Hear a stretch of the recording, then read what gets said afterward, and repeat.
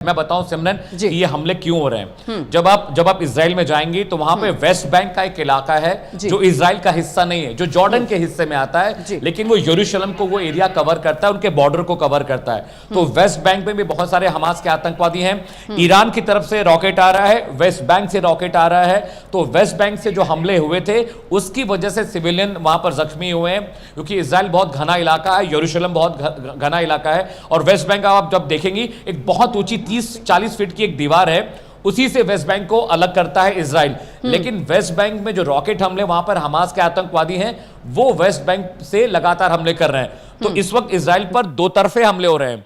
पूरब की तरफ से ईरान मार रहा है और दक्षिण की तरफ से वेस्ट बैंक से रॉकेट उड़ते हुए आ रहे हैं। तो दो तरफा हमले हो रहे हैं, इसीलिए इजराइल का नुकसान ज्यादा हो रहा है। और आपको याद होगा 2 साल पहले भी जब हमास आतंकवादियों ने गाजा से जब हमले शुरू किए तो वेस्ट बैंक से भी हमास के आतंकवादियों ने छोटी दूरी के, लंबी दूरी के जो प्रोपेल्ड रॉकेट्स होते हैं उन्होंने वो दागे थे। इजराइल के लिए मुश्किल यही है क्योंकि तेल अवीव के अलावा ओफा खेम और शिमोन किरियात एक वहाँ इलाका है, इन सब इलाकों में मिलिट्री इंस्टॉलेशंस हैं और इन्हीं को निशाना बनाने की कोशिश ईरान ने की है, जिसकी वजह से ये कैजुअलिटीज और ये जो लोग जख्मी हुए हैं। और जो रेड अलर्ट जारी किया गया है, अभी नो फ्लाई जोन है पूरा इजराइल का इलाका, नो फ्लाई जोन है। और अभी लोगों को, सिविलियंस को ये कहा गया है कि जो भी आपके घर के पास बंकर है उन बंकर्स में रहिए, रात को अपने घरों में मत सोइए।